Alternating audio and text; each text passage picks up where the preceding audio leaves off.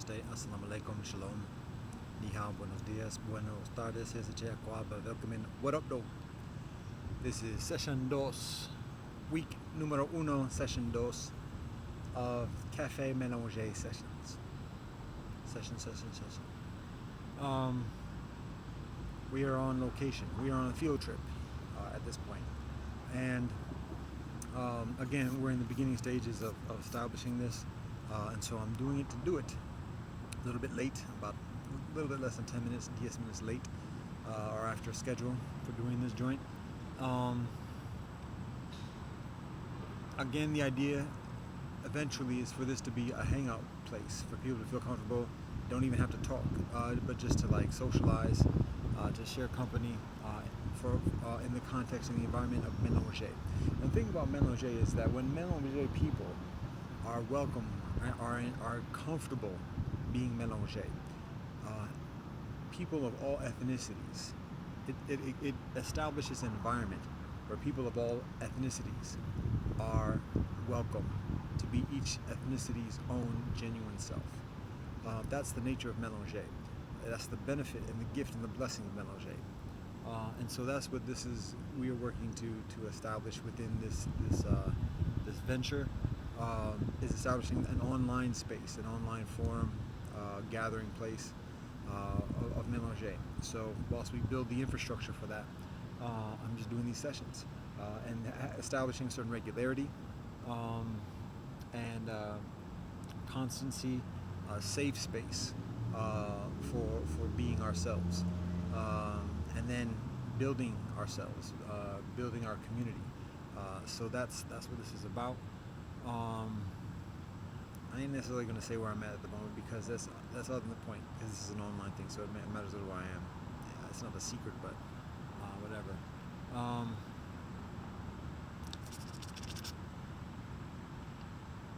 As I mentioned before, I am also double dipping because I am on the clock at this moment for doing another thing, fulfilling another obligation. How you doing, bro? All right, how about yourself? All right, how you doing? All right. Ha, we got it. Yeah. All right, Joe. So it's a study session. It's a teaching and guiding study session on Tuesdays, which is today. It's a field trip. So I'm in the midst of that field trip, and this is part of the studies. And I'm the only one here at the moment, so I'm attending to this. And I'm making myself available for this. So, as I mentioned before in the previous session numero uno, the consideration is not for me to be presenting, because that's a lot to do, particularly on a daily basis, and particularly for an extended period of time. I'll plan to be here for about half an hour, actually a little bit less than that today, because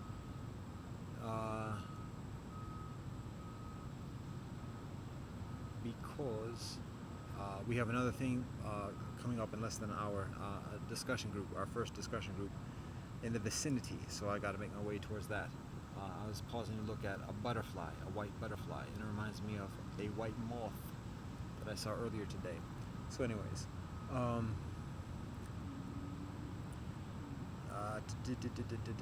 some of the stuff is going on. I do have some things to share though.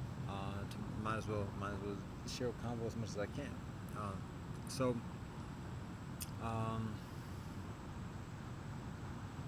There are dos cosas that I think of at the moment, and I think of in leading up to this moment. I got about 15 minutes, a little bit less than that, maybe like, wow, only about 5-10 minutes actually, to be honest. So here we go. Numero uno is, I mentioned this on a number of occasions, a number of conversations, but there's a number of years ago, I put together a multi-ethnic multiplex where I showcase, I basically copy and pasted videos on YouTube that had to deal with mélanger, and the criteria was extremely minimal. Just are you talking about mélanger in some way? All right, put it together. But just to have like a thing where people can see other people talking about this type of stuff. And so one of the videos that I view and that I include is a documentary that features young people. And on this video, there's a brother and sister who are interviewed. And the sister who's being interviewed made a metaphor, shared a metaphor, an analogy about being mixed or being melange. She said it's like being invited to all the clubs, being invited to all the parties in town, but never being invited to the VIP section. And so it's that notion of we're welcome, but there's a certain amount of distance about inclusion. There's always that otherness. And so even if we're considered cool within many of the different communities, there's just like, yeah, but they still not one of us kind of situation. And then so she goes on to say how eventually Mélanger people, brethren, we go on to make our own VIP section, our own clubs and our own VIP section. So when I heard that a number of years ago, it resonates with me. I continue to share that. I like that analogy. I think it resonates with particularly young people as well, in a direct sense, but also in a further, deeper, meaningful sense as well. So anyways, that being said, guess what? Through the years, I've been to the VIP sections. And I've been in the VIP rooms of many different communities. And this is what I've learned. Here's one thing I learned. First of all, in the VIP section, there are rules. You gotta know how to behave. You gotta know how to hold yourself, handle yourself. And much of the rules are just don't do this, don't do that, don't pop off at the mouth, don't go ego grandstanding this and the other. Just be modest, get in where you fit in, be respectful, see what's going on around, and accommodate oneself accordingly. That's the VIP section. There might be a few rules of like this is what we should do, but for the most part it's like don't do that, don't do this, don't do that. But here's the other thing. VIP room ain't the biggest joint going on. There's another room. It's the control room. It's where the bosses are. The bosses that ain't bling blinging it and popping crystal and all that other stuff. The bosses who own the clubs, and not only just the clubs, but like the bosses who are influencing the bosses who own the clubs, because the bosses who own the clubs ain't bosses ultimately. Bosses are bigger than that. So that my whole point is there's another room. It's the control room. It's where the bosses are, and there are rules for being. I've been in some control rooms, and the rules, fewer control rooms than VIP rooms. The rules for the control rooms are, all those things in the VIP room apply to this, and even further. You got to do this, you got to do that, and you got to do this. And so it's heavy. Particularly, the rules are different in many ways in different communities. A lot of rules are the same, but some of the rules are different. So it's heavy stuff. So I say all this because in my work as a spiritual diplomat, as a mélanger advocate and activist, I find, and others find, a rubric of all these rules of how to handle ourselves in the different rooms, in the different environments with different cultures and peoples. And so there's something called the Welt ethos that articulates this rubric of rules, of these principles. And so I share a very concise rendering of these rules. It's actually very simple. Uno is honesty, dos is sobriety, tres is veganism, cuatro is marital fidelity, and cinco is ethical or fair economics. Those 5 rules. Now you might say, well, hold up, that rule ain't in this community, that community. What I'm saying is that's the rubric to handle yourself in any of the VIP rooms and in any of the control rooms. Yes, some cultures emphasize, got to eat the meat and this, that, and the other. However, some communities like it, not at all, not a chance, never. So that is a rubric to handle oneself in all of the joints.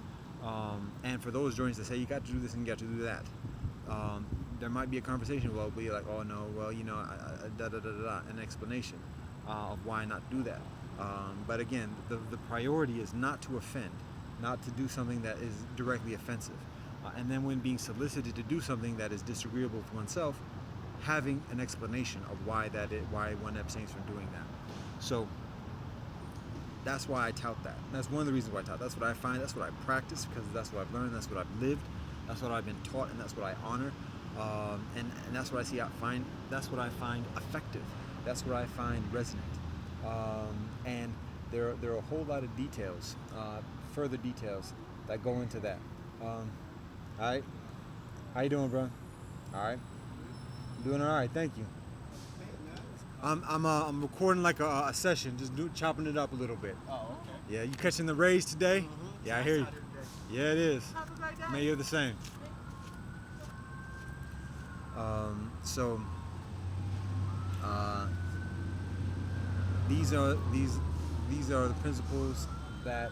Oh yeah, there are details to these joints, and it's ancient. It's for thousands of years. It's been like this, and so we might have new articulations or new words to describe things like veganism. Veganism has been around for thousands of years. And has been around in many societies and many communities for thousands of years in many different ways, through fasts, through vows, and additionally. So ain't nothing new. Sobriety, the same thing, has been around for thousands of years and in many different ways. So that's how I handle myself. That's like the concise articulation of the rules of the game, to be in any of the VIP rooms and any of the control rooms. And cats who try to persuade cats away from that are basically doing it as a way of establishing influence or manipulation. I'm not downing any culture that prescribes that, because there are very strong rules and rituals in many cultures that indeed call upon certain things. However, to enforce that upon others is somewhat extraneous. So anyways, that's one thing I share, is the VIP analogy, the VIP metaphor. Cosa número dos. It is, I'll just jump to it, because I'm about to sign off on this joint. Today, this evening, marks the eve of a new year in the Holy Earth calendar. It's a calendar that I live by, that includes the many different calendars of Earth, a dozen calendars to be honest, to be semi-exact. And so today begins the beginning of a new year. All right, again. All right. And so in that beginning of a new year, right, in the tradition of Mélanger, there is a period where we affirm our ancestors, because in the experience of Mélanger, our ancestors are too often and too much called into question and denied and repressed, and additionally. And so this is a ceremony that honors our ancestors, and it's conducted through the period of a year, and so that's what begins this week. I'm going to pause for a second. What's going on, Max? How you doing? Good, how are you? I'm doing all right. How you doing, Jasmine? Hi. So,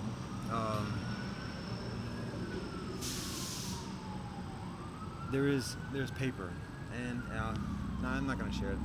It's too quick, too hurried. But there is a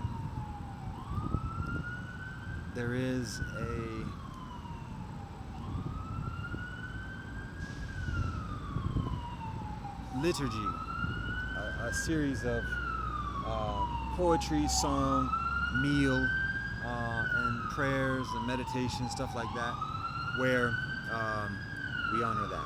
Music, dance, I think maybe dance, if I recall correctly, but it's been going on for a couple years, and that's what we do.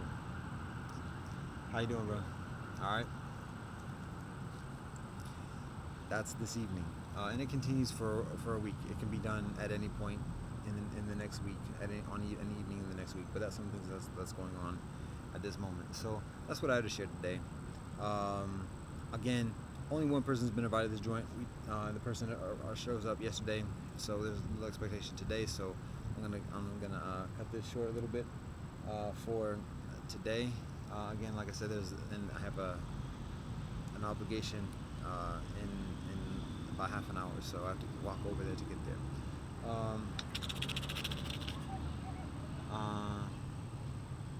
It's a nice day. I ain't gonna show it too much because there are people around, and we're being mindful of privacy. So all that communicated,